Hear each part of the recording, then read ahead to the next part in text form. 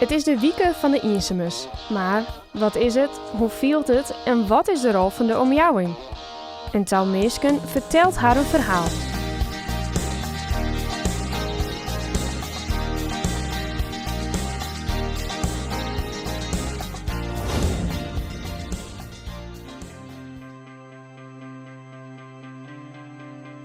Ik werk in de bankwereld als projectleider en dan doe ik bouwbegeleiding voor bankkantoren.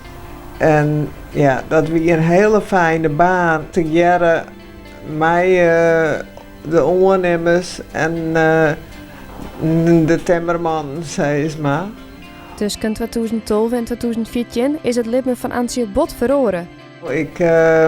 We kregen een onderzoek en tijdens dat onderzoek er wat een complicatie optreden. werd toch een bloeding in een holle opraan ha en daardoor ben ik vlammen rekken. En dat is nooit meer helemaal goed hersteld.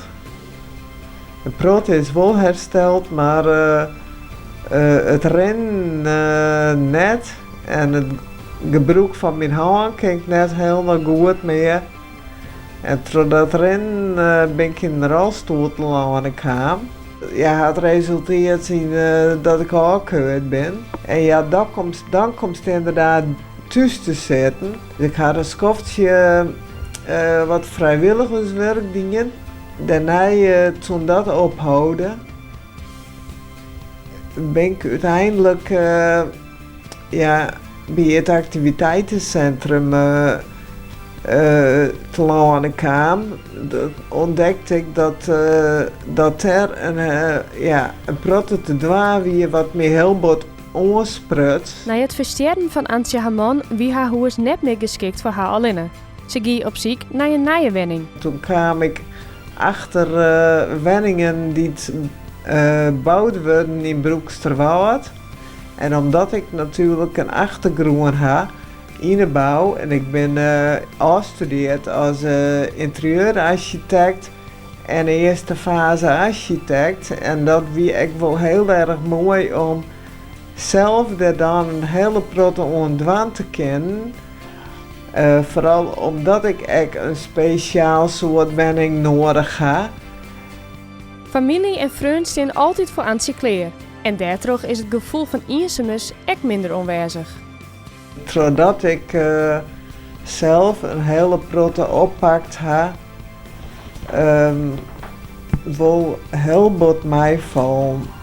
Omdat ik vrijwilligerswerk dingen heb, dat ik dat heel snel zacht heb.